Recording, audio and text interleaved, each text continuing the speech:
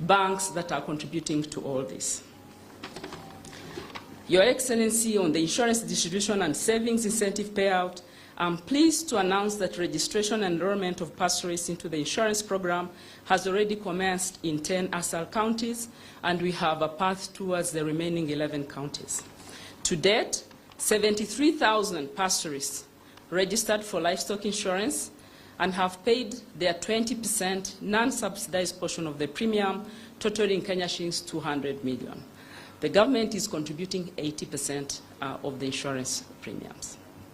This has been for both the 2022 short rains in October as well as the 2023 long rains. In terms of total cows insured is about 300,000 with a value of about shillings 15 billion. My apologies. And the pastoralists that have qualified for an enrollment savings bonus amount to 418 million for the 2 seasons, which we'll be giving out today, as well as payment out of claims, because we know we've had drought, of 255 million shillings, just for the October season alone.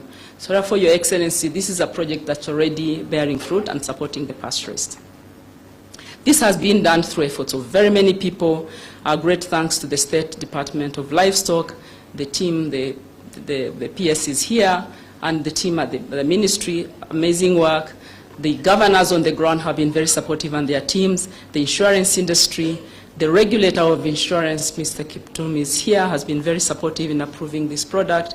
The banks that have helped and NGOs that have helped the distribution.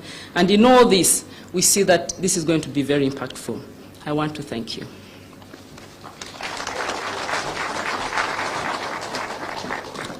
Asante sana kwa kuweza kuheshimu muda wangu, ni kuchunga tu huo muda.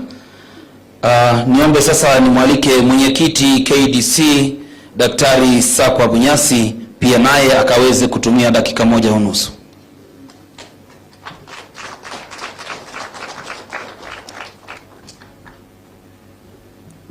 Thank you. Your Excellency, the Deputy President of the Republic of Kenya, Mheshimiwa Rigi G, that's the most popular name now around the Republic. It's a great pleasure to have you here, as well as the ministers who are here, the cabinet ministers who are with us, and all the other dignitaries that have come along today, as well as partners in this development process. I'll say a few words. I'm the chairman of Kenya Development Corporation, which is implementing Component 2. Component 2 has the real investments in terms of infrastructure on site, on farm, as well as infusing the business environment that is needed to make livestock a growing business, a going business. Mr. Deputy President, this has happened now because of the emphasis that you and the President have got in transforming this country from the bottom up, that no areas left behind, no sectors left behind, and that we start with the grassroots and move up. The livestock keeping areas are rich in resources around livestock. They suffer from harsh climatic conditions. So there is need to invest in a way that you reduce the risks to the business. The Kenya Development Corporation will have $40 million on this to support this process. They are geared, they are excited, they have already done trials, and we are hopeful that the ASAL countries will have, for a long time, can't say the first time, but for a long time, a specific focus in those areas. There are 21 ASAL countries, there may be a few more, but 21 ASAL countries that will get this dedicated investment so that we can support livestock in its value chain. Livestock is one of those value chains that is very rich indeed in what it can do, all the way from milk to leather and other byproducts that are of extreme importance to these communities. So the communities in these ASAL areas are going to have this project dedicated to them, and I'm hopeful that in a few years' time we'll see that change. I want to thank everybody who has come here, including our fellow partners. The World Bank is here. The insurance component is also here, that we will work together as partners. These will have to succeed. We must work closely with the governors in the various counties, because livestock is largely a devolved function, and their cooperation will be essential in getting success for this. That's all I have to say for now, given the short time. I just want to thank everybody for being here today. Thank you. Asante sana daktari kwa kuweza kuokolea muda.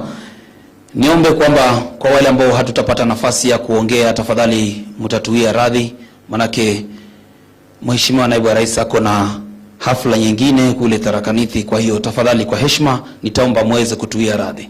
Kwa sasa nitamuomba gavana wa jimbo la Laikipia Bwana Joshua Irungu aje aweze kuendesha mahali paliposalia, ikiwemo ni kutujulisha pia vile vile viongozi wetu wa Laikipia, wabunge pamoja na MCAs wale wako hapa, na pia atakapomaliza ataweza kumwalika Mheshimiwa Linturi akaweze kuendelea na ile ratiba itakayosalia. Karibu Mheshimiwa Gavana. Asante. Your Excellency, the Deputy President of the Republic of Kenya, Mheshimiwa Gachagua, na huku ukikuja pande hii tunasema wewe ndiye jaba ya Luriri, na viongozi wale tuko na wao, tukiwa na CS wetu, tukiongozwa na CS wetu Franklin Mithuri Linturi, pamoja na governors wenzangu, tukiongozwa na chairman wetu wa ASO areas, tukiwa na Nadhif, pamoja na governor wa West Pokot Kaishapin, tukiwa na deputy governors wale tuko na wao siku ya leo, na PSs wetu wale tuko na wao wakiongozwa na PS wetu Jonathan Mweke, pamoja na viongozi political leaders tukiongozwa na senator wetu tunampenda John Kinyua, pamoja na women reps, pamoja na wabunge wale wako hapa wote, na viongozi wengine wote MCAs. God is good and all the time. Mimi kwanza nichukue nafasi kwanza kukukaribisha sana His Excellency the Deputy President, pamoja na viongozi wale wengine wote. Karibuni sana Laikipia. This is a great county of Laikipia, a county that in the next 20 years will be the alternate the headquarter, the capital city of this country. Na hapa ndio mambo yote yako. Hii ndio mahali Kenya, ukitaka kuona Kenya, come to Laikipia, utaona Kenya. Na kwa hivyo mimi kwa sababu ya muda singetawashukua muda mwingi, ila tu kukuambia karibu sana, na tukuambia kwamba tunakupenda Deputy President, na pamoja na rais wetu William Samoei Ruto tulisimama na nyinyi kabisa. Na leo tuko na shukrani kubwa sana kwa sababu leo umekuja kutimiza ahadi moja ya kwamba tuliweza kutembea huku mashinani tukaambia kwamba this is a government of the bottom up. Na leo hii angalia mahali umekuja. Many other times the people of your level we go hold mikutano, tunakuaga na mikutano na Nyuki au Nyahururu au Nairobi, lakini leo umekuja huku mashinani, umeweza kuona akina mama wetu, umeona kuona wafugaji, na leo hii tumesikia wewe umetembea kule Mount Kenya, tumesikia mambo ya maziwa, tukasikia mambo mengine, lakini leo hii umesema utakuja kwa sababu ya wafugaji na uweze kuwawekeza waweke pesa mfukoni. Na kwa sababu hiyo ndio ilikuwa our principle kama bottom up, tuwezeshe kuwekeza pesa mifukoni kwa watu wetu. Na kwa hivyo tunakushukuru sana kwa sababu umekuja kutimiza one of the promises, ahadi moja kwa watu wetu wa Kenya wakati tulikuwa tunaomba kura. Si watu wangu tupigie rais Deputy President wetu makofi mazuri jameni. Kwa sababu leo sisi watu wafugaji, watu wangu tumekumbukwa. Na ndio leo tutaona mambo mengi, na najua kwamba kupitia kwa hii serikali yetu ya Kenya Kwanza, najua kwamba maisha yenu haitaendelea kukaa vile tulikuwa tumesahaulika miaka mingi. This is the high time. Watu wangu wafugaji tumekumbukwa, na najua kwamba kabla tamu ya Kenya Kwanza tutaweza kuweka pesa mfukoni. Na because I don't want to take a lot of time, mimi nataka kwanza kutabua wale wote tuko na wao, nikianzia na let's this time nianze na my brothers, the county commissioner na timu yako, kwa sababu Deputy President tunafanya kazi na hawa watu mzuri sana. wewe ulituagiza tupigane na mambo ya pombe. Tumeshikana na Joseph Kanye pamoja na Bwana Nyoike county commander, na tumenyorosha mambo ya pombe katika Laikipia county, na mambo hata ya hii mambo ya security. Sisi tulisema hakuna mipaka kati yetu na wao, na tukasema kwamba tukipigana mambo ya security tutashikana. Ikiwa ni mafuta, mimi naweka mafuta, wao wanaweka gari zao. Lakini najua kwamba senator tukifika hapo ndio atasema what is lacking to support the security team, ndio tuweze kumaliza mambo ya security. Kwa hivyo asante sana, na tunafanya kazi mzuri sana. Nataka kuchukua hii nafasi, MCAs wale tuko nao, MCAs tuko na Mheshimiwa Salim na ruhusa ya Deputy President, tutaona kama utasalimiana on behalf. Tena niko na county government, serikali yote ya county government simameni. Deputy President, tunaona uko na jeshi kubwa sana. Hadi wale tunafanya kazi pamoja na wao huku mashinani, na ndio tunashikilia hata hawa wakulima wetu na wafanyikazi wetu katika hii county. Asante sana, asante sana. Sasa nataka kukaribisha dakika moja. Kwanza hii ni ruhusa na ni heshima kubwa sana. The leadership, the women rep, the member of parliament, the senator wetu John hapa, tafadhali dakika moja. Kwa sababu nyinyi ni viongozi wetu, na ndio jameni, John tafadhali. Nilikuwa nimtambulisha mahali mupo, kwa hivyo tafadhali John hapa senator, tuweze hata dakika moja, kwa sababu instead nimtaja majina, nyinyi muweze kujitaja majina, kwa sababu nyinyi ni watu wetu wa Kenya kwanza. Na tuanze na mbunge wetu. Karibu. Dakika moja tafadhali.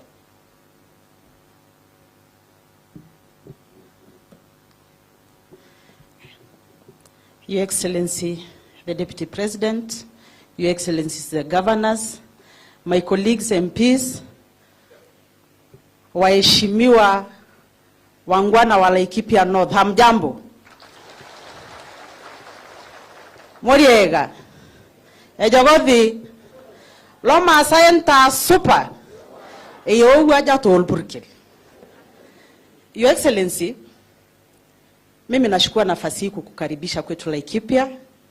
Najua mara ya mwisho ulikuwa hapa, mimi nafurahi kwa sababu uliniletea crowd kubwa sana, ukachapa campaign. Mimi nilikuwa hapo, nimevaa jacket yellow nje, wakati ulitua nikabadilisha ikakuwa red nje, lakini nikajiombea kura.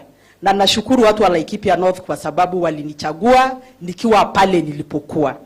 Na Your Excellency, I want to assure you, Laikipia North, sisi tulisema maneno ya maandamano hatutaki, tutaandamana kutafuta maendeleo, na tukifanya miradi kama hii.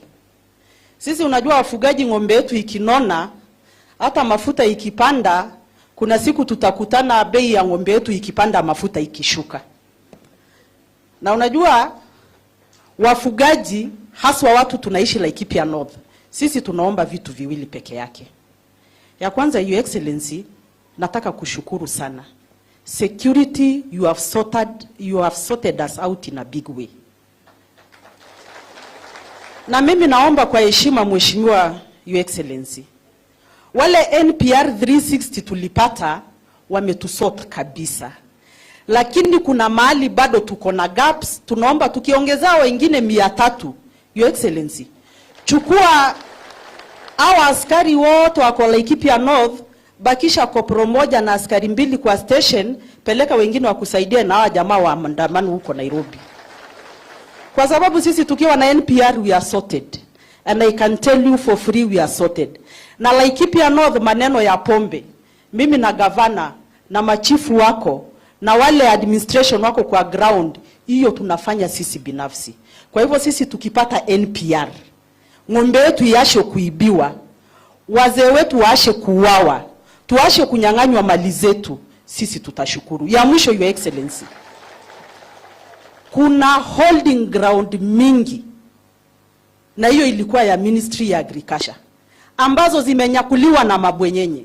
Na hizo holding ground zikirudishwa, sisi tutakuza chakula ya ng'ombe yetu. Na Your Excellency and the CS for Agriculture, kuna kitu inaitwa holding ground na stock routes, Mahali ng'ombe yetu ilikuwa inahama ikitoka Mgogodo hapana shika barabara kama gari. Hiyo stock route tumefungiwa. Tunaomba hizo stock route zote zifunguliwe, holding ground zirudishwe. Sisi mkitufanyia hivyo, shares ile tuko nayo Laikipia hapa inatutosha. Asanteni. Asante. Karibu, hebu tukaribishe women rep wetu, mama wetu Jane Kagiri, karibu. Asante Governor, Your Excellency, the Deputy President Rigathi Gachagua, Cabinet Secretaries present, Permanent Secretaries present, Governors present, Members of Parliament, MCAs walio huku, watu wetu wa Laikipia North, Mrs. Nkai, Enta Sopa, Eserian, Ejogo, si mnaona bado nakumbuka zote mlinifunza. Your Excellency, the Deputy President, leo tuko na furaha sana. Mheshimiwa Sara amesema ile yote tulikuwa tumekubaliana, ni kukushukuru sana. Tulizunguka na wewe huku Laikipia North, tukaahidi watu wetu. Mimi nimeangalia ile vitu inaangaliwa na drive. Nikaona mnaangalia drought, nikaona mnaangalia ng'ombe kukufa, lakini ile ngumu zaidi katika Laikipia ni hao watu kuchunga ng'ombe zao vizuri, alafu wezi wanakuja wanabeba hizo ng'ombe. Your Excellency, tunashukuru. Ati security mmeongeza na watu wetu sasa wanaanza kukua na usalama na kufurahia ati ng'ombe zetu ziko sawa. Lakini bado tunaomba NPR vile tumesema ni 360, wacha niongeze sauti tuseme. Kitambo walikuwa 800. Wacha tuwarudishe pahali walikuwa ili watu wetu wajue ng'ombe zao ziko salama na waweze kuzilinda. Kitu yangu ya mwisho, Your Excellency the Deputy President. Umeona Laikipia tuko na usalama, tumepoa, tunataka kufanya kazi. Jana tuliona vile kuliendelea kule Nairobi. Your Excellency the Deputy President, the right of another person ends where my right begins. Watu wako na haki ya kuandamana, lakini wasikuje kuiba mali yetu, wasikuje kuharibu mali ya serikali. Hiyo usalama ni lazima tuirudishe. Asanteni sana na Mungu awabariki, na tena shukrani kwa kunichagua. Asanteni. Naibu wa Rais wa Jamhuri ya Kenya, Mheshimiwa Rigathi Gachagua, mawaziri mlioandamana na wao, gavana wetu Mheshimiwa Joshua Irungu, pamoja na viongozi wote walioko hapa na watu wa Laikipia North. Bwana Yesu asifiwe. Bwana Yesu asifiwe. Mimi Bwana Deputy President, nataka kukushukuru kabisa kwa kukubali kuja hapa kwetu na kuanzisha mradi ambao ni wa manufaa zaidi. Na mimi nimeona wewe unajua kupanga maneno. Kwa sababu jambo la kwanza ambalo ulifanya, ulipigana na mambo ya usalama. Angalau usalama sasa ni mzuri. Kwa sababu askari wa NPR, wewe mwenyewe mkiwa na rais, mliahidi vizuri katika uwanja huu hapa. Mkasema ya kwamba askari wa NPR watarudishwa hapa. Nasema asanti na asanti sana kwa hao askari wa NPR. Na sio tu hao, mlienda mahali pengine zaidi. Nasema asanti. Mkamchagua waziri wa defense, ni kijana wetu hapa anaitwa Patrick Mariru. Na tena mkamchagua PS mwingine wa kutoka hapa kwetu anaitwa Sylvia Mseya. Tunasema asanti na asanti sana kwa nyinyi kutukumbuka. Naibu wa Rais, jambo ambalo sitaki kusahau ni ya kwamba sitaki kukuekelea maneno yote, kwa sababu mimi najua ya kwamba askari wa NPR utaongeza na watakuwa 800. Governor, na wewe askari hawa akiletwa askari wa NPR, haki ya Mungu, si walipe shilingi 10,000 kila mwezi ndio waweze kufanya hii kazi. Kwa sababu tuwaite, badala ya kuita NPR kwa lugha ambayo inafaa, tuwaite reinforcement officers ndio waweze kutusaidia hapa. Naibu wa Rais, shida tulionayo kubwa hapa ni jilali. Wakati wote kuna kiangazi. Kile ambacho tungeomba, shida ya kwanza ya Laikipia ni ukosefu wa maji. Shida ya pili ni ukosefu wa maji. Shida ya tatu ni ukosefu wa maji. Sisi tunakuomba angalau mambo ya boreholes, mambo ya dam ziangaliwe hapa kwetu Laikipia, ndio shida yetu. Hatutasumbuka na shida yoyote tukipata hiyo. Mambo ambayo inafanyika huko Nairobi tumeiangalia na tukiangalia kwa kindani.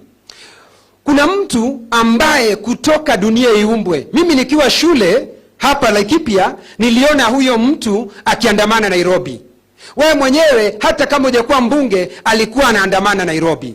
Sasa hivi anaandamana Nairobi. Sitaki kuongea maneno yake, kwa sababu kwa lugha yetu tunasema iko mtu ambaye huwezi badilisha maneno yake, lakini tumwambie hivi, na tunataka kumwambia tukiwa Laikipia.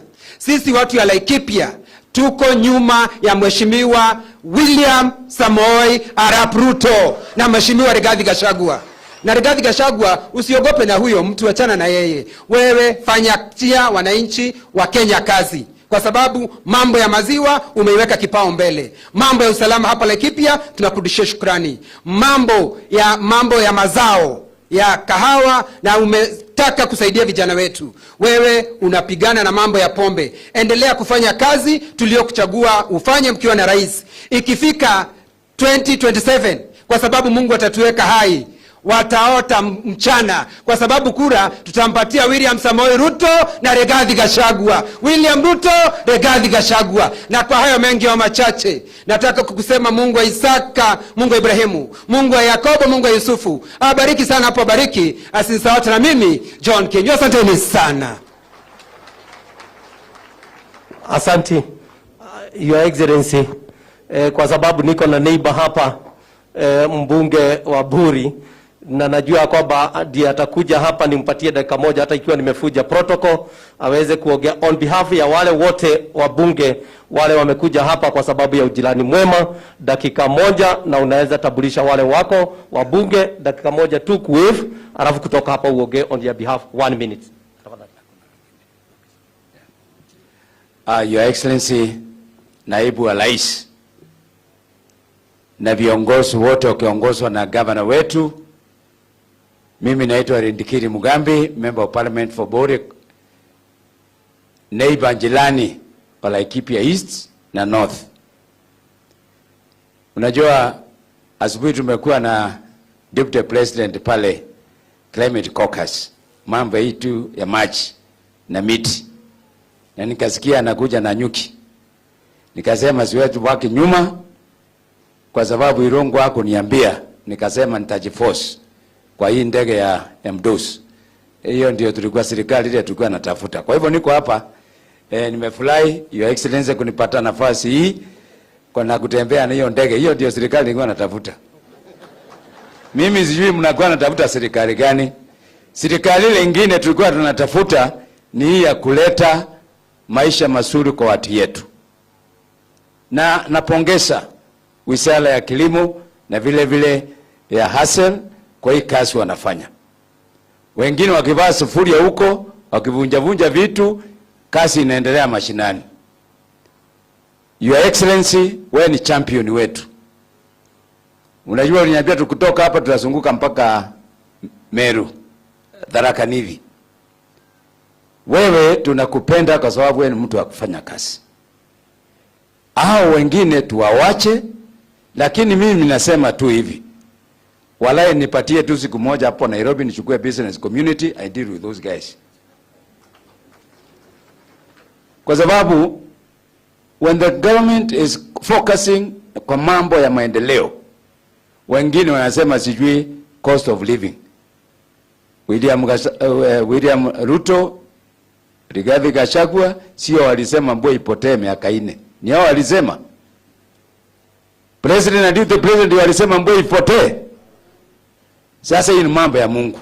Sasa hata Mungu akitenda mambo yake ya atuelewi, ni William Samoei Ruto ni Gachagua. Your Excellency, tuko nyuma yako. Na tutasahau. Na tutaenda kuuda.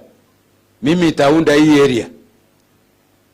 Lakini nikuombe, maramio akifukuzwa huko kuna pahali wanaacha huko chini. Hata mimi niongezee hiyo kitu inaitwa NPR tafadhali. Kwa sababu sasa wametoka hapa. Langine, Irungu amefukuza pombe kutoka Pandei, imerudishwa kwangu.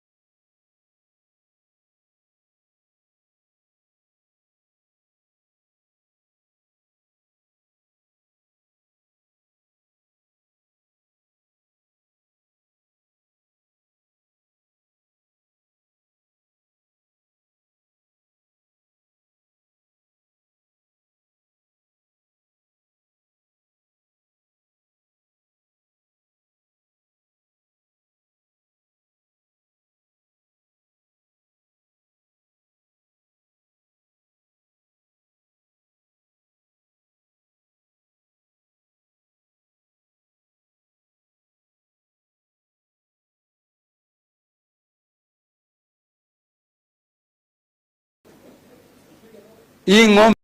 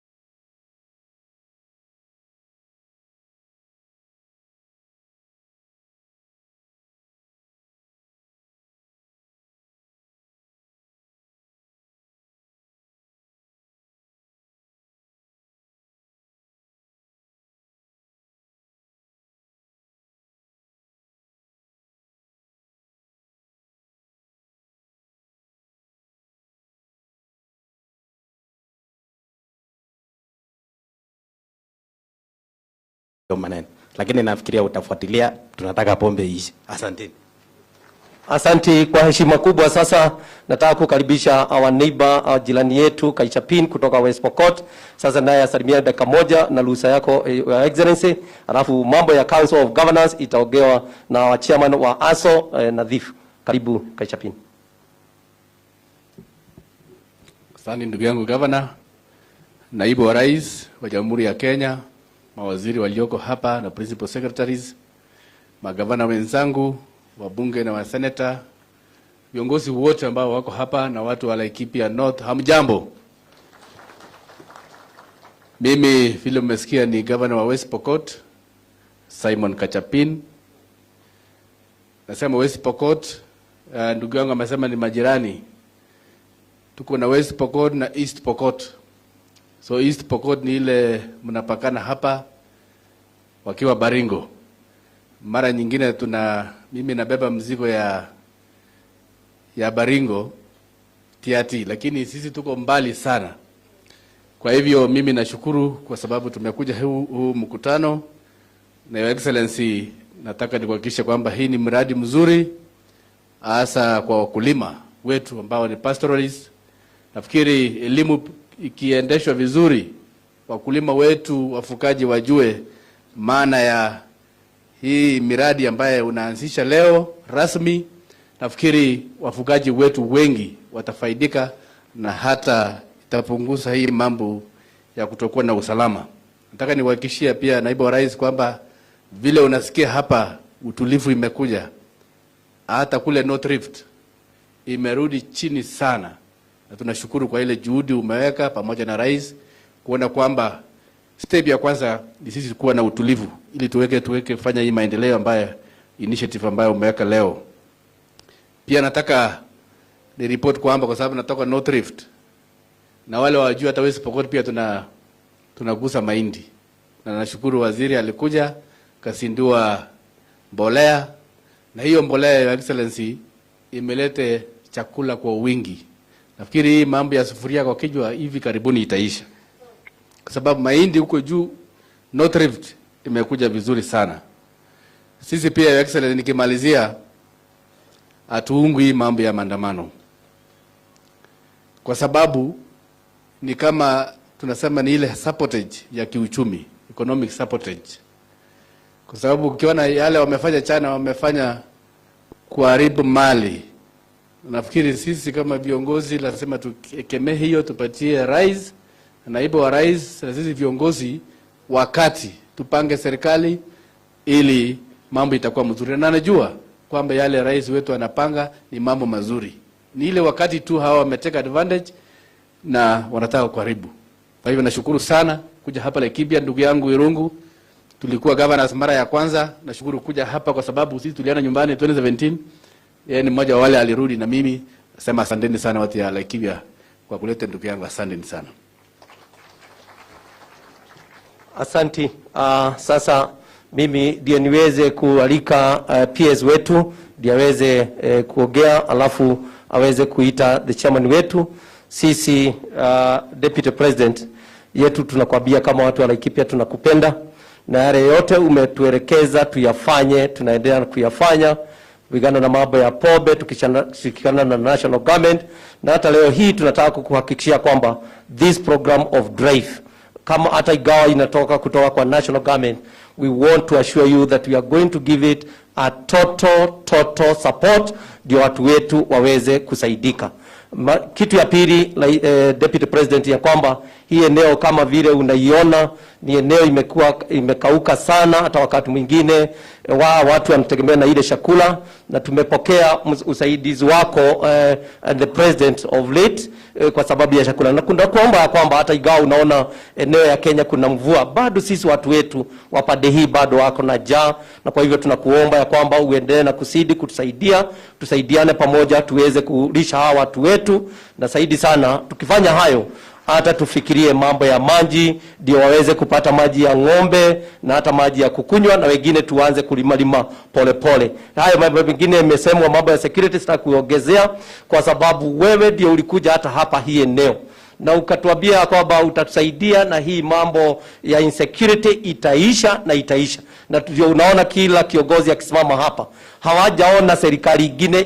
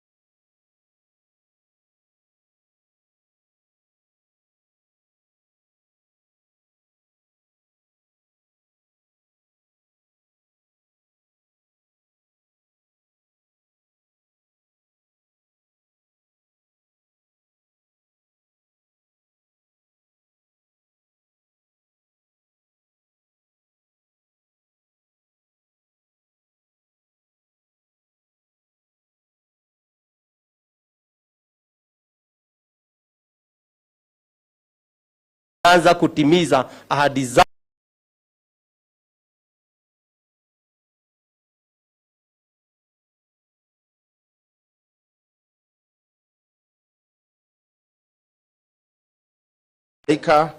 Naibor, hamjambo. Asanteni sana. Your Excellency, we are very happy to have you as our chief guest today as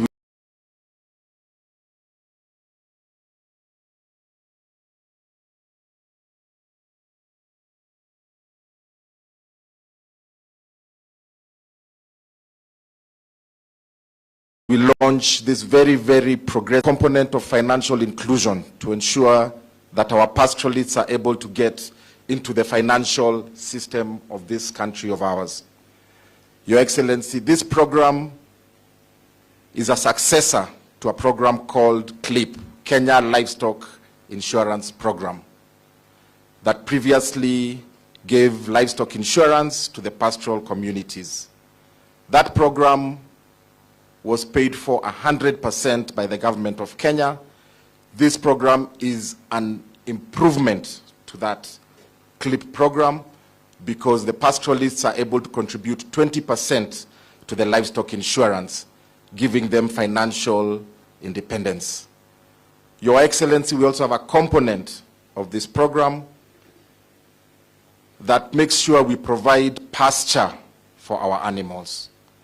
During the last drought, which was a very, very severe drought, Your Excellency, we lost over 2.5 million herds of cattle, valued at over 80 billion Kenya shillings. We now want to build resilience to ensure that we include the private sector to come and plant animal feed in feedlots, which will ensure that we are prepared for the next drought. We plant enough feed for our animals, we bale it, and we store it, so that when the next drought comes, because we know there will be a drought, we will not be surprised.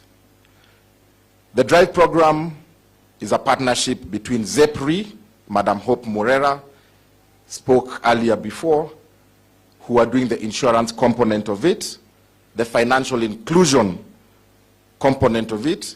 Your Excellency, every pastoralist that contributes to this insurance program gets a bonus saving check of 6,000 shillings, which is put in an account with some of our partner banks. That is the component that is bringing financial inclusion into our pastoralists, because now they can own and operate bank accounts.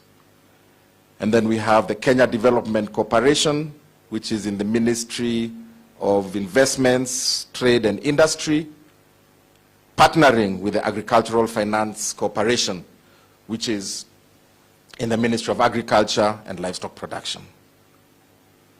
Your Excellency, because of your vision and the vision of His Excellency the President of a whole of government approach, our ministry is working with 8 other state departments to make sure that we take care of the entire livestock value chain. We are working with the State Department of Arid and Semi-Arid Lands, because most of the pastoralists, 70% of them are in the ASAL areas. We are working with the State Department of Cooperatives, because, Your Excellency, we want to put our pastoralists into cooperatives so that they can come together and take these concessional loans from KDC and AFC to plant feed in the feedlots. We're also working with the Ministry of Cooperatives, of MSMEs, the State Department of MSMEs, because we want to commercialize livestock and ensure that our young men and women who are pastoralists can also become entrepreneurs. We are working with the State Department of Interior so that we can finish or bring to an end the menace of cattle rustling. We're also working with the State Department of Industry for value addition. You know, leather is one of our priorities. We are working with the State Department for Investments so that we can encourage local investors and foreign investors to come and invest into our livestock economy. And we are working with the State Department for Trade, Your Excellency, so that we can find market for the products of livestock and livestock itself. As you are aware, we signed an MOU yesterday, His Excellency the President and the President of Iran, on export of livestock to Iran. This morning, there's another agreement that's being signed for export of livestock to Indonesia. And we also have big interest from Saudi Arabia for the export of livestock and livestock products. So we've opened up a big market globally to ensure that we serve our pastoral communities, and so that as they rear their livestock, which is their livelihood, we can commercialize it and put money in their pockets, right from the bottom coming up. So, Your Excellency, today, our CS for Agriculture and Livestock will be presenting a check of 418 million shillings, being a savings bonus for 73 pastoralists, so that we can bring them into the economy of this country. The MD of ZEPRI will also be presenting a check to you of 255 million shillings, which will be claims paid to our livestock livestock community, the pastoralist community who own livestock, for the October season where the drought had hit and they had insured their animals. Your Excellency, as I conclude, this program has been made possible by several partners and several stakeholders, of which, if you allow, I would just like them to stand up so that we can recognize their effort in making sure that we move the needle a little further within our livestock sector. Number one, Your Excellency, is your PS, Ms. Teresia Mbaika.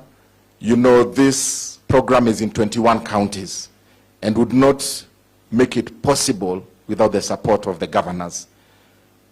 Madam PS here for devolution has been very, very instrumental, is ensuring that she acts as a bridge between the national government and the county governments so that we can make sure that this project is implemented in the counties.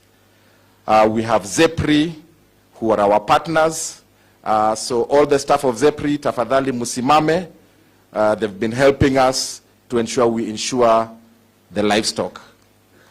We also have the Kenya Development Corporation, Mheshimiwa Sakwa and your team, tafadhali musimame muonekane. Wametusaidia sana kupatia hawa wakulima wa mifugo pesa ndio wazalishe chakula. We also have the World Bank team, Your Excellency, who have helped the government of Kenya to finance this program. That's Bwana Sina, and we work with him in that program. Lastly, of course, we have the Excellency governors who are now represented here by the chairman of the Committee of Asals in the Council of Governors, the governor from Wajir, the Honorable Nadhif Jama. So, Your Excellency, we want to thank you so much for making time out of your busy schedule to come and help us launch this very, very progressive program that has been put together by your government for the benefit of our pastoralists. With those many remarks, I'd like to invite the Honorable Nadhif Jama, who is my co-chair in this program. We work very closely together, and he is also the chair of the Arid, Semi-Arid Lands Committee in the Council of Governors, and the governor of the great county of Garissa. Karibu, Governor.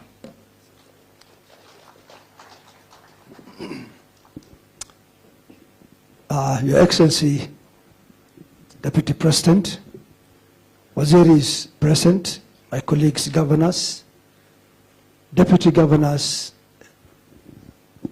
PSS, and all protocols observed. Habari zenu. Your Excellency, I'll be very, very brief, because I think everything that was supposed to be said has been said. But Your Excellency, allow me to say one thing. Ever since we started this government after the elections of 2022, I think this is the fourth forum, or if not the fifth, that I happen to have the privilege of being with you on matters ASAL, on matters supporting the ASAL communities, the pastoralists of this country. I was with you in less than, I think, 10 days ago. We were together in Kilifi when you launched for us the Kipra ASAL program.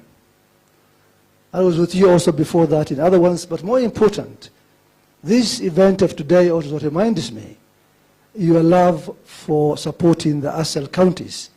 I remember you were with us in a very, very remote town in my county when the worst of the droughts were affecting the ASAL regions, in that small remote town called Malamin in Garissa County.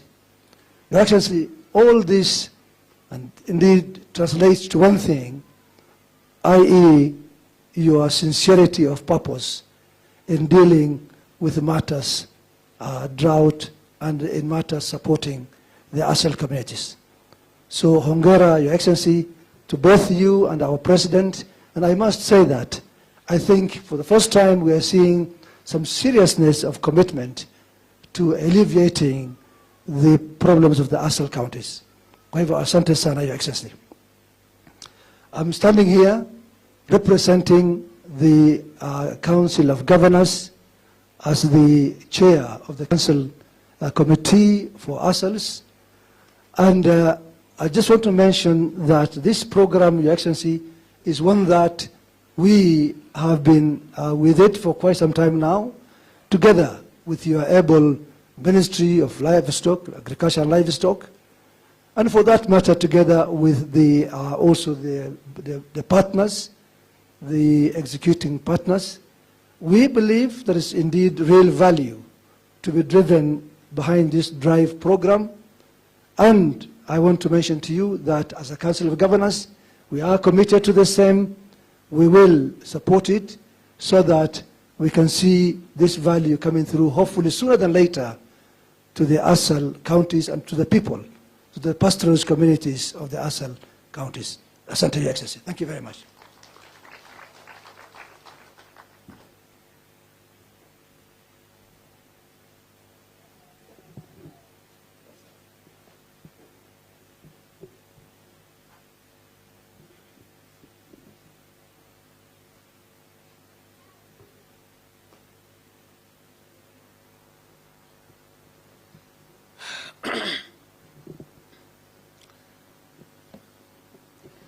Naibu wa Rais, mangavana wote walio hapa siku ya leo, my colleague Minister Madam Miano, PSs present na itifaki zote sikifuatiliwa. Bwana asifiwe. Bwana asifiwe tena. Mimi naomba ruhusa nitumie lugha ya Kiswahili ili niweze kuongea vizuri na niweze kusikizana na watu wangwana wa hapa Naipkor, hapa Laikipia. Na yangu yatakuwa machache sababu mengi yamesemwa. Na sitaki kuyarundia na sababu wale waliongea hapo awali wameelezea vyema madhumuni ama maana ya murandi wa siku ya leo ambao Naibu wa Rais amekuja kama mgeni wetu wa heshima kuweza kuanzisha. Watu wa Laikipia na Wakenya wote tukiwa hapa, kitu kile ningesema kidogo ni kwamba wengi wamesema kuhusu serikali ya William Ruto na Rigathi Gachagua.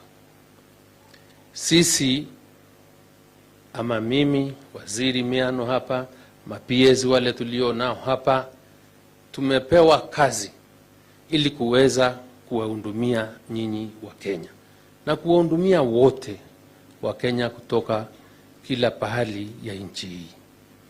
Na nikiwaambia hapa mimi, mradi huu katika ambao unaenda kufaidi kaunti 21 ni dhihirisho ya kwamba serikali ya Kenya Kwanza iko katika roho yake maana ya kuwasaidia, imetilia maanani mambo ya kuwasaidia wa Kenya kutoka kule chini.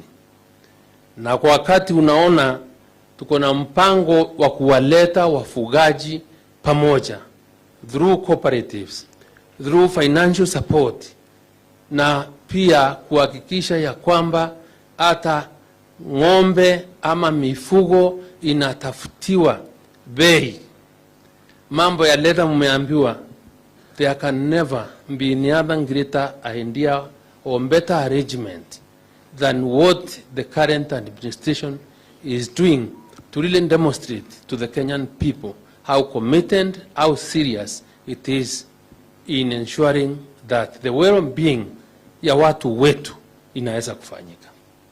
Kile tu ningetaka kuomba mimi ni kwamba wananchi nyinyi, yale mambo mirandi serikali inayotilia maanani, tusimame, msimame imara kulinda serikali na kuhakikisha ya kwamba mnafuatilia mipangilio ili nyinyi muweze kunufaika kwa miradi ya serikali. That is the only way to ensure mtafaidika. Na niwaombe ya kwamba saa hii, na I think governor wa Marakwet amesema, wizara yangu tunafanya karibu sana na waziri Miano hapa, na 21 counties pale hii murandi huko pia kuna program za asal za ministry yake huko, na mnatuona tuko hapa.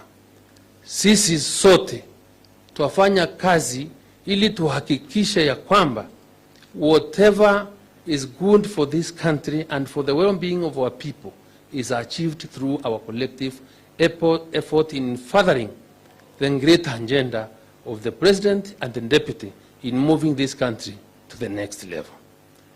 Saa hii nataka kuwaambia na kuwaomba, sababu wale wako na bahati wamelima mahindi, tuko na mazao mzuri mashambani, tunajipanga ili kuhakikisha ya kwamba chakula tumekilinda na kutakuwa na chakula cha kutosha, ili ile mikasa ya kukosefu wa chakula tuweze kuimaliza. And similarly, through this program, sababu tuna support the growth of pasture for our animals, that should be your strength.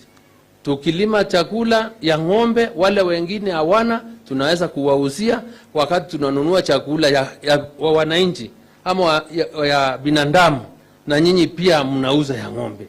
So we are going to establish to ensure that whichever community, depending on the ecological zone of that particular country, as what it can use, right, to really make their lives better. So tuunganeni pamoja, pesa hiko ya kutosha, and there is no reason to why each one of us should not be involved economically. Na ya mwisho niseme hivi, ukiona vyaundwa, vyaelea vyaundwa.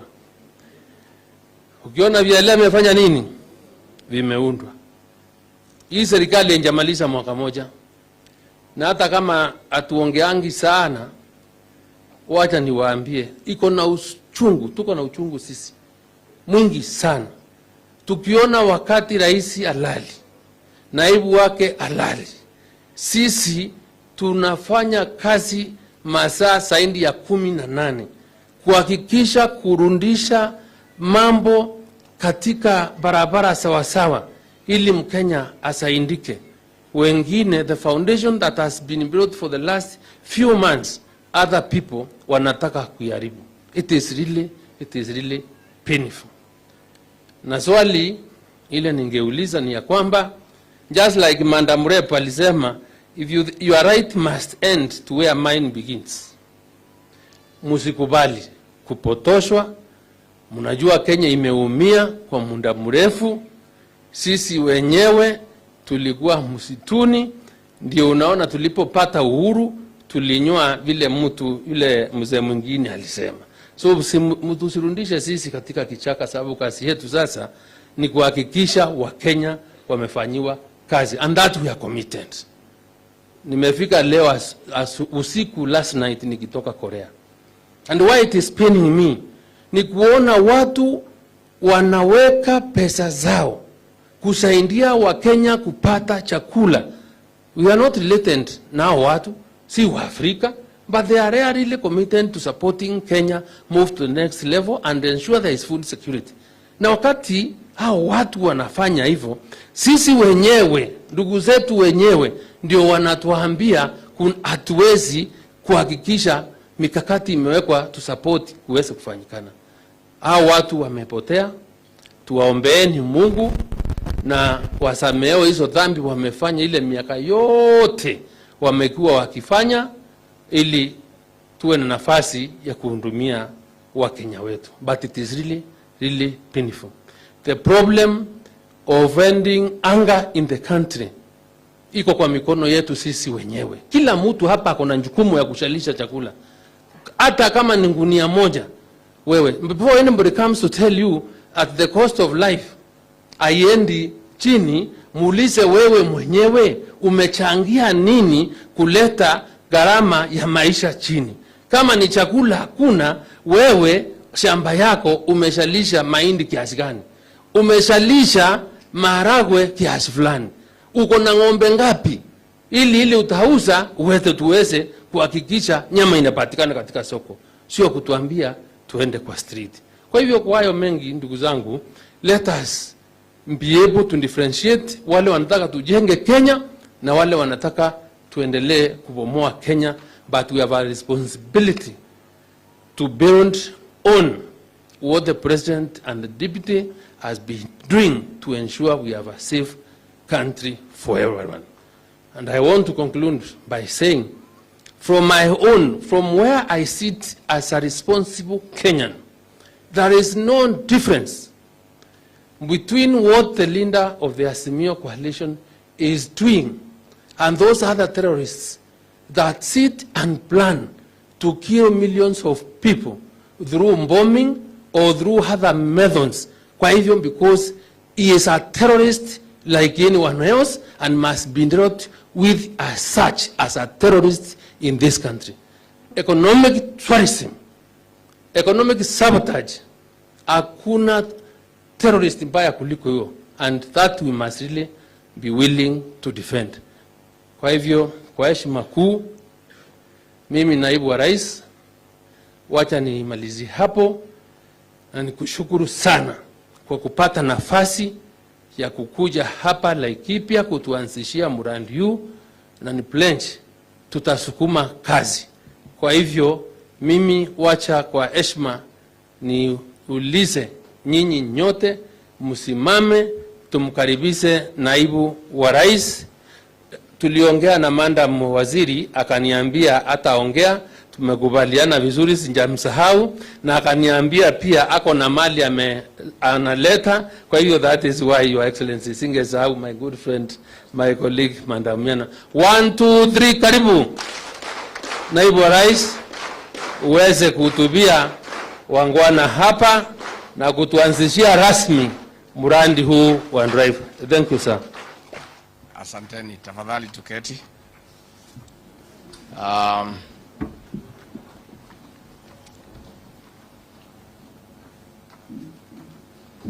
The Cabinet Secretary for Agriculture, Mithika Linturi, Cabinet Secretary, East African Community, ASALS and Regional Development, Rebecca Miano, our Principal Secretary, Jonathan Mweke, our host Governor, Joshua Ilongo, Governor wetu kutoka Garissa and the Chair of ASAL, local leaders present, including the Senator, the Women and Area Member of Parliament, members of the County Assembly, representatives from the World Bank, and all other partners.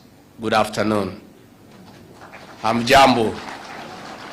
Hamjambo tena. Asante. Acha kwanza nisome hii imeandikwa alafu niseme yangu ya roho.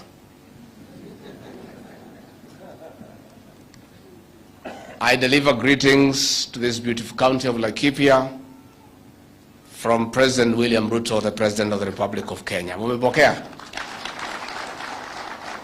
Soon after assuming office, President William Ruto assigned me, among other functions, the role of coordinating partnership projects across the country and making sure that we harness resources to ensure that no Kenyan dies from lack of food during the longest drought in Kenya's history. One of my initial assignments was to lead mobilization of resources from other Kenyans and partners in emergency response measures against the impact of drought, a manifestation of climate change. Cumulatively, we lost over $1.5 billion in the death of about 2.5 million wildlife and livestock. More than 4.2 million people faced acute starvation. Most of those affected were in ASAL's areas. The Kenya Kwanza administration has given priority, laying a firm foundation and promoting development to reduce and gradually aid dependence on aid. One of such ways is creating structures for sustainable development based on our Vision 2030 and other frameworks like Agenda 2030 of the United Nations. I'm therefore happy to be part of this official launch of 15.9 billion Kenya shillings project in de-risking, inclusion and value enhancement, that's drive of pastoral economies for 21 arid and semi-arid lands counties. This project, which has been on pilot since November 2022, is in tandem with our determination to build strong and resilient communities as we fight the threat of climate change. Leaders, distinguished guests, and our stakeholders, the livestock subsector plays an important economic and socio-cultural role in Kenya. It contributes between 10 and 13% to the national gross domestic product. Besides, it employs up to 50% of the agricultural labor force. In ASAL counties, Kenya shillings 150 billion subsector is a source of up to 95% of the family income. While DRIVE is a regional project implemented under the Horn of Africa initiative, targeting 6 counties, our government welcomes this program. It is a shot in the arm to the bottom-up economic transformation agenda.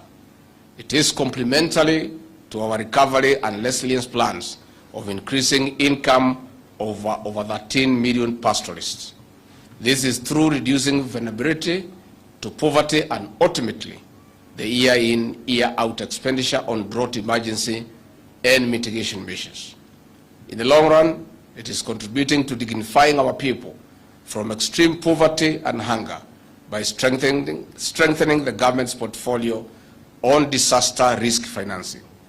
We thank the World Bank and all other partners for their invaluable support to this initiative. Distinguished guests, the Kenya Kwanza plan gives priority to the livestock subsector as an essential component to achieving of Vision 2030 and Sustainable Development Goals. The medium-term plan of 2023 to 2027 identifies agriculture insurance for crops and livestock as key in exports. Distinguished guests, we note that the integrated national export development and promotion strategy, the subsector is grossly underperformed. This is in spite of the immense opportunity of meat export from the current 0.06% to a potential of 5% to the Gulf Cooperation Council countries and beyond. Achieving this will translate to an annual export value of Kenya shillings 300 billion from the current 4 billion Kenya shillings. Agriculture is a devolved unit and hence will be a major economic boost to ASAL counties and the county. We are keen to strengthening the livestock export portfolio to enhance our foreign exchange reserves. Distinguished guests and all stakeholders, we are pleased that this project has made significant progress at the pilot stage. For instance, during the fourth quarter of 2022, over 17,000 pastoralists in the counties of Wajir, Garissa, Tana River, and Samburu registered for insurance. They paid 20% premium. The government paid a subsidized rate of 80%, amounting to 192 million Kenya shillings. The insured pastoralists have qualified for initial savings incentive deposit of Kenya shillings 6,000 each, amounting to over 100 million shillings in 4 counties. Further, the DRIVE project is making insurance payouts to the pastoralist beneficiaries for the October-December 2022 short trains. Distinguished guests, during the long-range 2023 season, we know that the DRIVE project carried out capacity building on financial inclusion, livestock insurance, sales and savings in the counties of Turkana, Marsabit, Mandera, Wajir, Garissa, Tana River, Isiolo, Samburu, Laikipia, and Kajiado. In covering the short and long range this year, over 43,000 pastoralists have bought livestock insurance, with the government paying 80% premium to subsidize, amounting to almost 462 million Kenya shillings. This shows the government's commitment to supporting livestock farmers so that they are not left behind. In 5 years, livestock farmers will enjoy improved access to affordable index-based drought insurance and other financial services like savings and credit. They will also be linked to reliable markets while promoting youth and women in the livestock value chain through private-public partnership. With the support of our partners, the governors from the 21 counties have been sensitized. We commit to delivery on this project. We do not wish to go back to begging for our people. We must create sustainable communities. We call for more partnerships as underpinned in Goal 17 of the SDGs. In this regard, I ask the Ministry of Agriculture to aggressively work with the partners to cover the over 13 million livestock farmers. It is now my pleasure to declare this project officially launched. Asanteni sana. Mimi ningetaka kuchukua nafasi hii kuwashukuru wale wote ambao wamechangia katika mradi huu wa kusaidia wafugaji, na pia ningetaka kushukuru sana wafugaji kwa kutukaribisha hapa. Tumesema asante sana. Sisi tulikuja hapa wakati ya harakati ya kutafuta kura, na tukapeana ahadi ya kwamba kuna mambo mengi ambayo tutajaribu kutatua tukipata nafasi ya uongozi katika Jamhuri ya Kenya. Serikali yetu ya Rais William Ruto imetilia maanani sana mambo ya wafugaji. Na ndio niko hapa leo kwa sababu rais na mimi na sisi zote tunachukulia mambo ya wafugaji kwa njia kubwa sana na njia mzito. Na kwa hivyo waziri wetu wa kilimo, wale PSS wetu katika livestock development, tuko na minister wetu hapa katika ASAL, tumeungana na hao magavana ya kwamba kesho ya Kenya iko katika hizi area za ASAL, kwa sababu ndio nafasi kubwa sana na iko na rotuba nzuri. Shida ni maji. Na kwa hivyo katika ile mpango wa PPP ya kutafuta wekezaji walete nauli hapa Kenya, tuweze kuweka mabawa ya kutosha na boreholes ya kuleta maji katika zile sehemu za ukame katika Jamhuri ya Kenya, ndio tuongeze mazao yetu. Kwa hivyo ningetaka kumhakikishia ya kwamba rais wetu wako na mipango kababe, hata hajamaliza mwaka moja kwa ofisi. Tayari matunda imeanza kuonekana katika sehemu za mashinani. Na ndio vile gavana amesema, mimi nimetembea sana katika hizi sehemu, kwa sababu rais ameniagiza na kunielekeza ya kwamba tuko na jukumu kama serikali ya kukumbuka area hizi ambazo zimewachwa nyuma kwa maendeleo kwa siku mingi, na tutaendelea kuja na kushirikiana na nyinyi. Na kwa hivyo ningetaka kumhakikishia ya kwamba serikali yetu inafikiria nyinyi na inatilia maanani maagizo yenu na matakwa yenu, ndio tuweze kusonga mbele.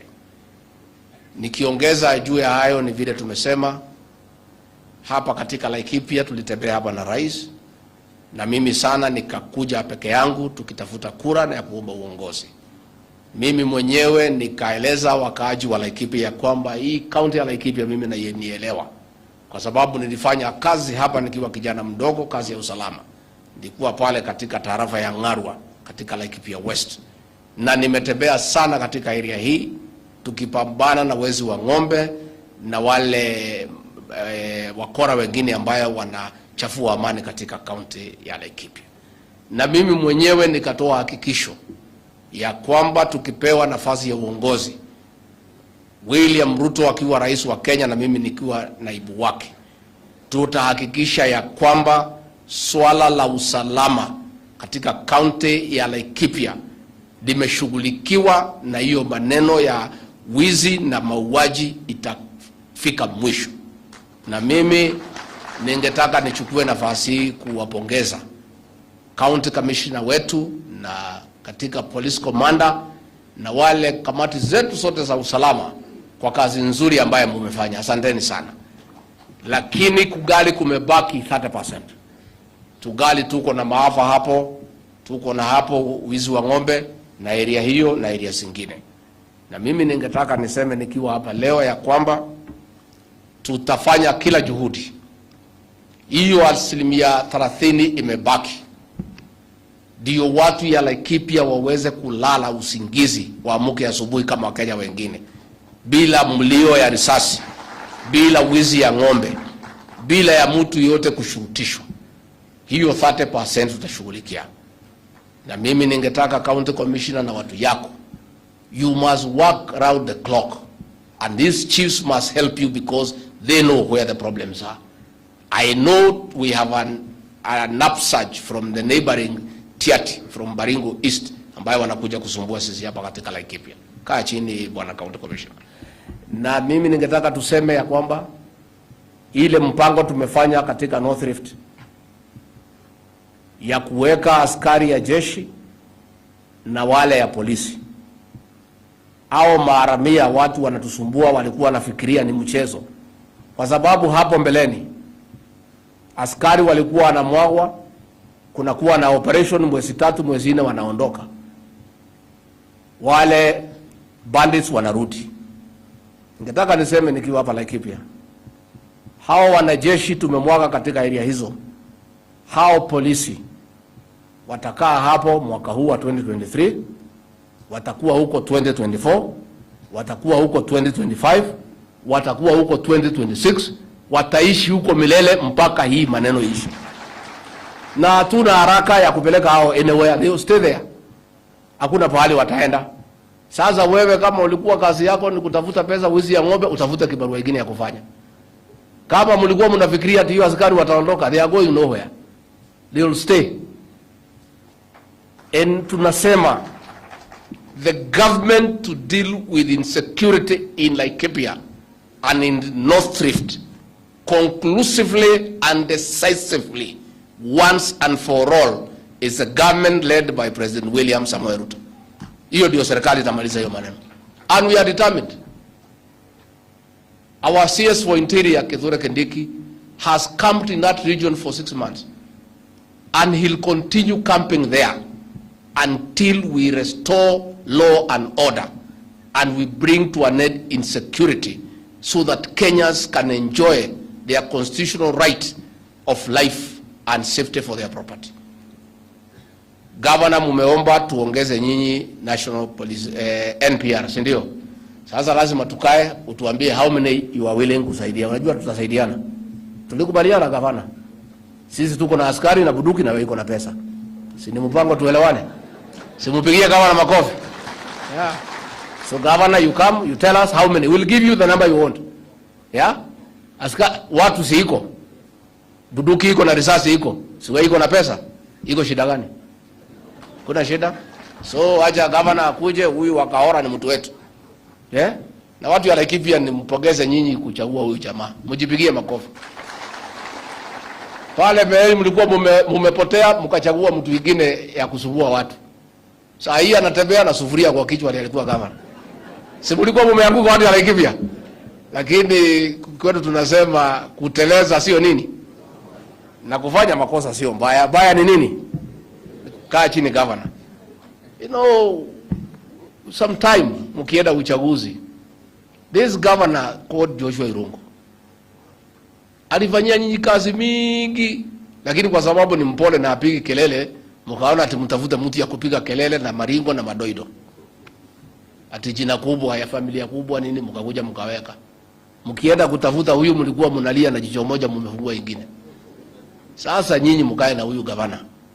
Na huyu governor anatusaidia sana kwa sababu he works together with the national government. Ndio watu ya Laikipia wafaidike. And that is why we are supporting him. And governor will work with you, look for resources to give the allowances to the NPRs, will give you the NPRs to help you and the people of Laikipia to secure this county so that people can go about their lives. Kwa hivyo nakushukuru sana. Pia nashukuru nyinyi kwa kumrudisha huyu senator, huyu ya Jacobo na Ibrahimu na wale wengine.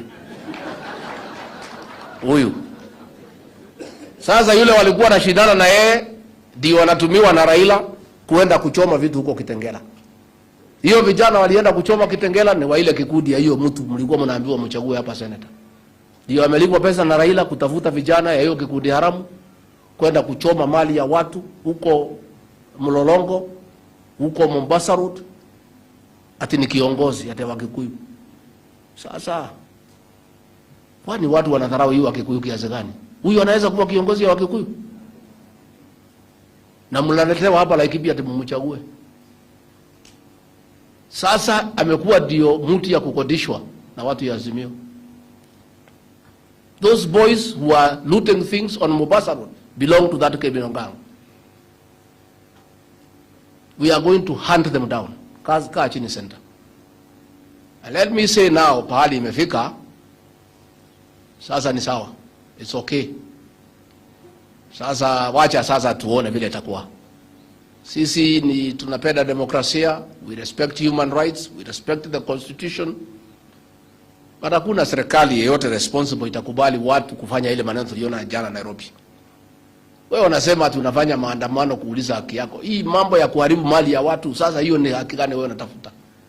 What right are you fighting for? Destroying life. Watu wamekufa watu 7 jana. Juzi wamekufa watu 6. Atuona jiita kiongozi. And that is why we told Uhuru Kenyatta on his face, hatuwezi chagua hiyo mtu. Hiyo mtu tunamjua. That is a lot of violence and impunity in the Republic of Kenya. And I personally told Uhuru Kenyatta, my friend, and I was his personal assistant, nikamwambia hii mtu natuletea hatuwezi chagua. This is a violent man. Hii ni mtu ya kuchafua nchi. Ni mtu ya kufanya mauaji. Alianza hii maneno 1982 akipindua Rais Moi, akaua watu. 1997 akaua watu. 2007 akafanya watu wauawe. Alafu Uhuru alikuwa anatuambia ati tumchague, tukamwambia akwende. Tukakataa Uhuru na mtu yake. Sasa wameshikana, mauaji imeanza. Last Monday they killed 6 people. Jana watu 7. Sasa nimeona anasema itakuwa Monday, Tuesday na Wednesday. Wanataka kuua watu gapi kila siku ndio watosheke. Hii damu ya Wakenya wanataka ni ya nini? How much blood must you shed, Raila Odinga, for you to be satisfied? The people of Kenya rejected you 5 times. Wamekukataa wa Kenya. You are now 8 years. What are you fighting for?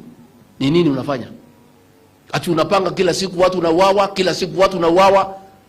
Mali ya watu inaharibiwa, wewe hakuna kazi unafanya, watu yako hakuna kazi wanafanya. Umechukua vijana wetu wa hiyo criminal gang inaongozwa na hiyo mtu hapa Laikipia. Unawatumia na walipa pesa kidogo. And we are asking.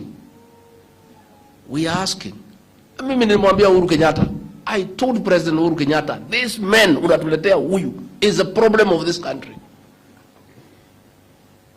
And this country shida yake itaisha tukimalizana na hiyo mtu. So watu wamekufa watu 7 jana, Monday walikufa. Sasa hao wako na mabibi, wako na watoto. What with their parents? Sasa hao watoto wamewachwa yatima, watasema ni nini? What is it? So mimi nataka kupongeza watu ya Laikipia. Tafadhali muweke amani. Muweke amani. Niliona hiyo vijana hiyo kikundi hapo Nyanyuki wanarukaruka. Pale Nyahururu juzi wamefukuza hiyo Nderitu Mureithi. Wewe ulishindwa kufanya kazi kama gavana, ukafukuzwa na watu ya Laikipia. Sasa wanakuja kuwaletea maandamano. You had an opportunity to serve the people of Laikipia for 5 years. You failed, wakakufukuza. Si mlifukuza hii mtu?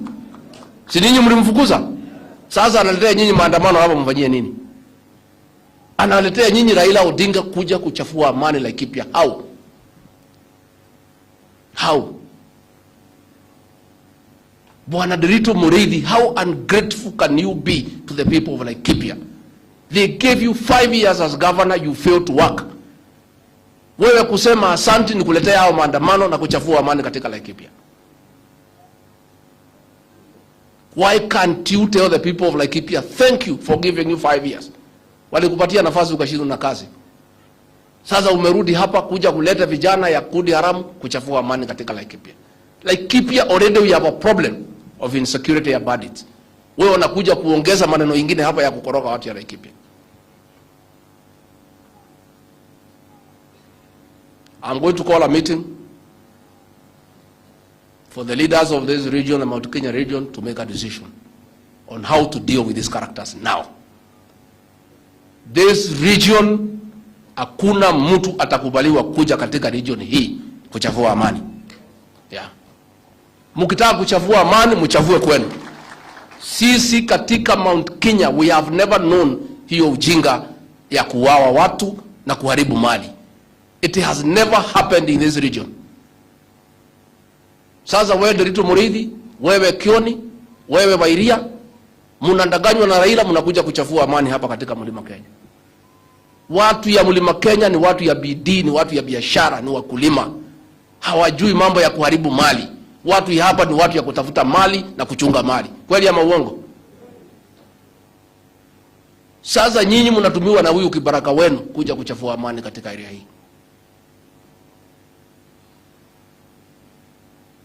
I'm going to call a meeting for leaders. We are going to make a decision as a region so that we agree what will happen. But this region, kama mtu nataka kuharibu pahali ingine, not this one. This one, no, it will not happen. Sasa we have a challenge as a region ya pombe. Tuko na challenge ya pombe na banki. Tuko na challenge ama tuna? Tunajaribu kuokoa watoto wetu kwa mambo ya pombe na banki. Nyinyi watu ya Azimio mkija hapa mnatembea na Wajakoya, yule anasema bangi watu wakuze na watumie. Rafiki yenu yule mkubwa ni Wajakoya. Yule mtu ya kusema watu wafanye nini? Watumie bangi. Shida yetu katika region hii ni bangi. You cannot be for this community. You are against this community. As a region, we have a challenge with the drugs, with the bangi. And we are trying to work with our security officers, with the leaders, with the church, to deal with the problem of illicit brews and drug abuse in this region. Then the guy you walk around with is the one telling our children that bangi is a good thing. They should grow it and they should be allowed to use bangi. And then you say you are a leader from this community.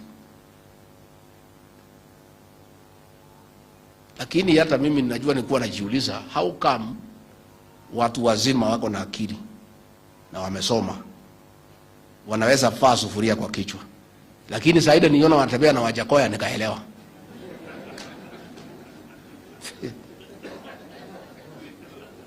You know? Eh? Mchera na mukuduri.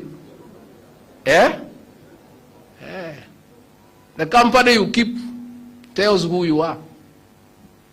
If you walk around with a fellow who smokes bangi and who is championing for bangi to be sold openly, to be legalized, what is likely to happen to you? And what is your behavior now showing? I want to say we are going to make a decision, and quickly, because this is unacceptable. And no, it's not possible. Tuwezi kubali. It's not possible. Kwa hivyo mimi sitaki kusema kuzidi hapo.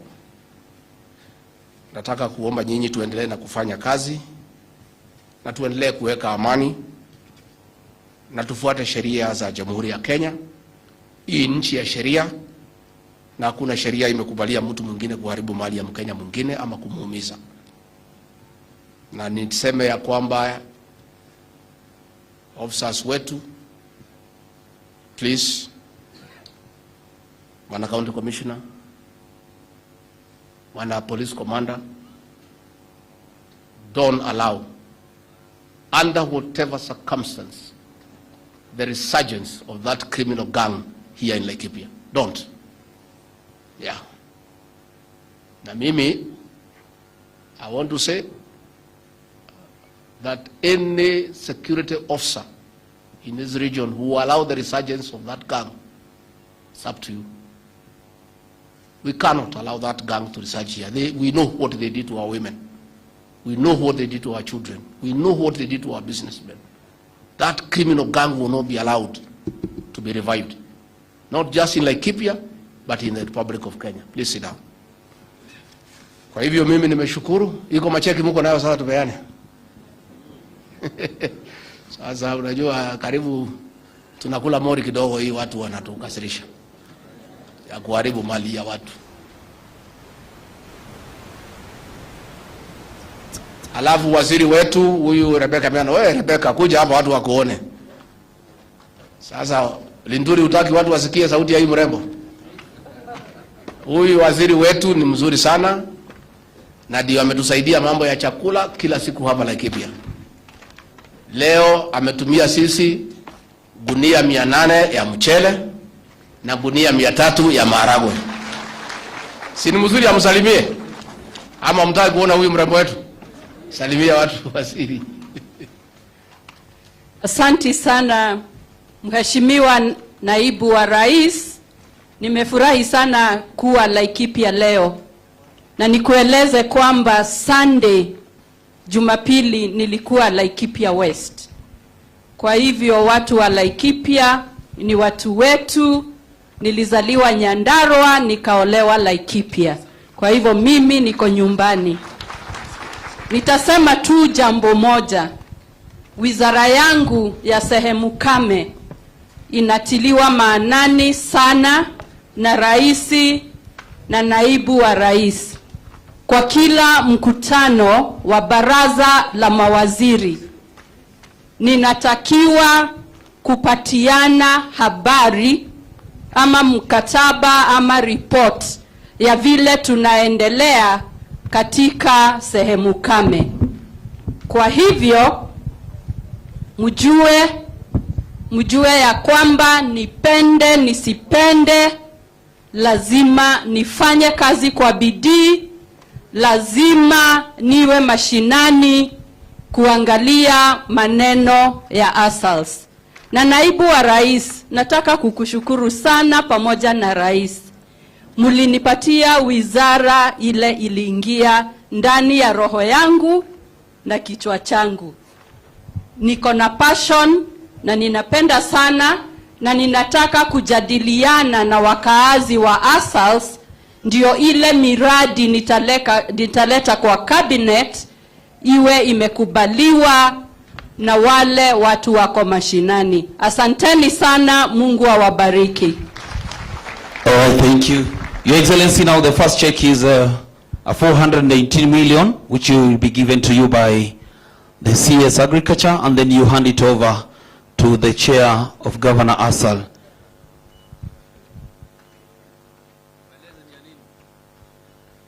Hii ni hundi ambayo Mheshimiwa Naibu wa Rais, ni pesa ambazo yule mtu ama mkulima ana save, basi anaweza kupewa, na the government also inapeana a 15% kwa wale watu ambao wameweza kusave na kupata hiyo nafasi.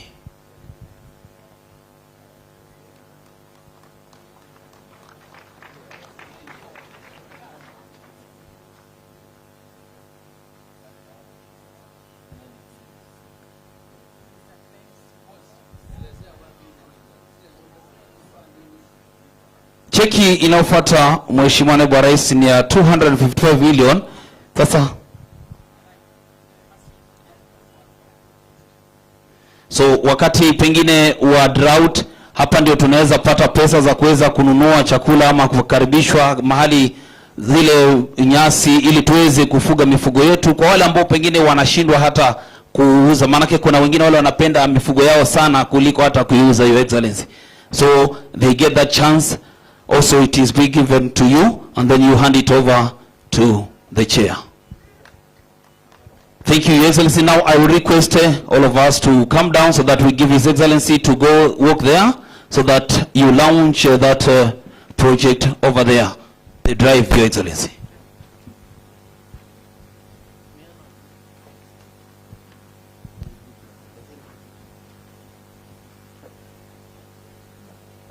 Basi ataenda kukata. Your Excellency, you will cut and then we will step back so that we have a count of 5 and then. Thank you very much. Makofi kwake Mheshimiwa Naibu wa Rais. Tusonge nyuma tafadhali.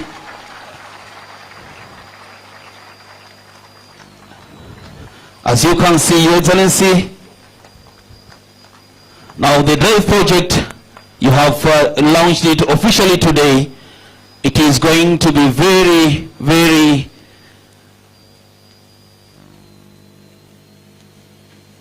thank you. Makofi tafadhali tumpigie Naibu wa Rais.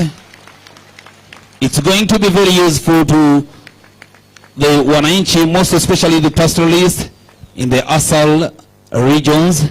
Thank you very much, Your Excellency.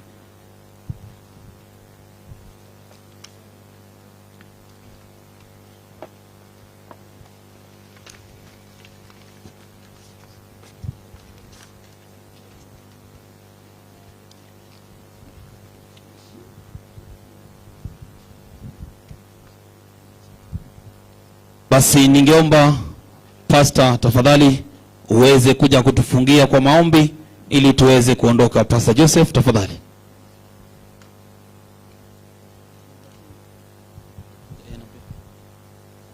Jafet kunradhi. Pastor Jafet.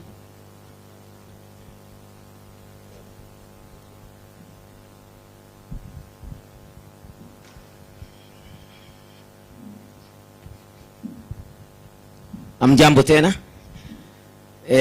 Iwapo kuna yule ambaye kusikia jina langu hapo mwanzoni, naitwa mchungaji Jafet Munoru, nimeokoka Yesu ni Bwana, nafanya huduma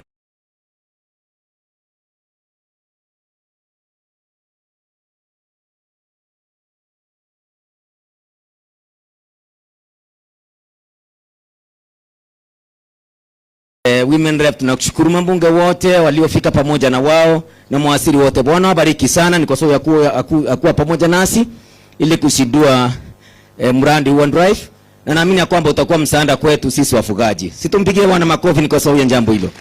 So ningelipenda tushukuru Bwana ni kwa sababu ya kuwa pamoja nasi tangia tulipoanza, na Bwana kubariki sana. Mnaporudi kule mlikotoka msalimiane. Pia tukumbuke taifa letu. Ni vema tu